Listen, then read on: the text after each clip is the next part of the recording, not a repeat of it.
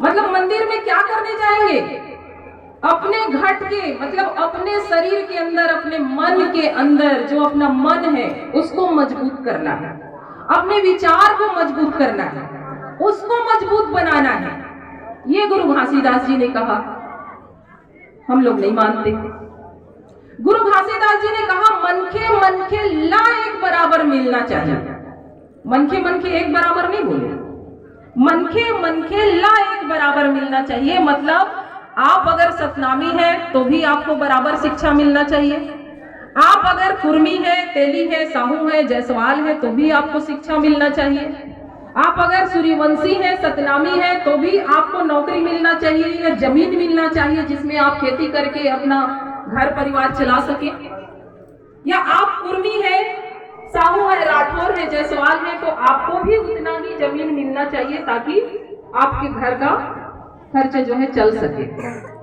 इसीलिए गुरु घासीदास ने सन 1840 में अंग्रेजों के पास नागपुर जाकर, आप लोगों को क्या बताया गया कि गुरु घासीदास जी छाता पहाड़ में 6 महीना तपस्या करने गए। छाता पहाड़ में 6 महीना तपस्या किए, लेकिन ऐसा नहीं है। गुरु घासीदास जी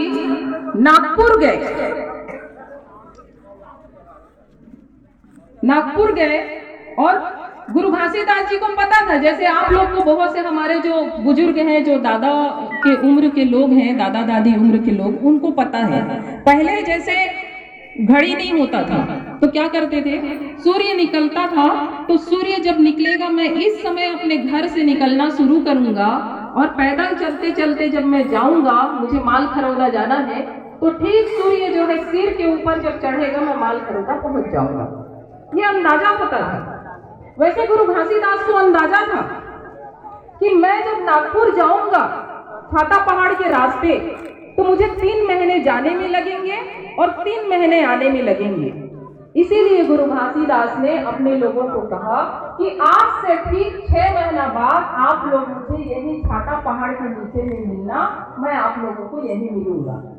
और 6 महीना बाद जब गुरु घासीदास जी नागपुर से आए तो हमारे लिए क्या लेके आए?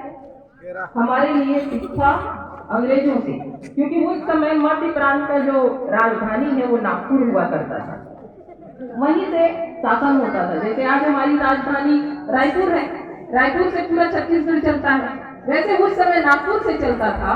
तो वहां से शिक्षा, स्वास्थ्य और रोजगार उन्होंने लेके आया। और 1840 में मालिक मकबूजा कानून ये उन्होंने अंग्रेजों से पास कराया। याद रखिए आप, छत्तीसगढ़ में अगर यहाँ पर तेली के पास, कुर्मी के पास, राठौर के पास, सतनामी के पास, सूर्यवंशी के पास या बिंझवार कंवर के पास अगर जमीन है तो वो गुरु घासीदास जी के आंदोलन के कारण है।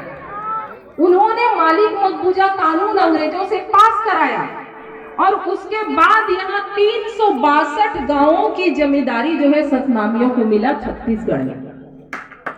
तब 362 गांवों का जमीन छत्तीसगढ़ में सतनामी को मिला। क्यों सतनामी के पास छत्तीसगढ़ में जमीन है? क्यों दिल्ली में किसी शेड्यूल कास्ट के पास जमीन नहीं है? क्यों उत्तर प्रदेश में किसी शेड्यूल कास्ट के पास जमीन नहीं है? क्यों बिहार में नहीं है, महाराष्ट्र में नहीं? भारत में कहीं भी चले जाइए, शेड्यूल कास्ट के पास जितना जमीन यहाँ छत्तीसगढ़ में है कहीं और आपको नहीं मिलेगा। ये आंदोलन गुरु घासीदास की वजह से है और उन्होंने किसी एक कास्ट के लिए नहीं।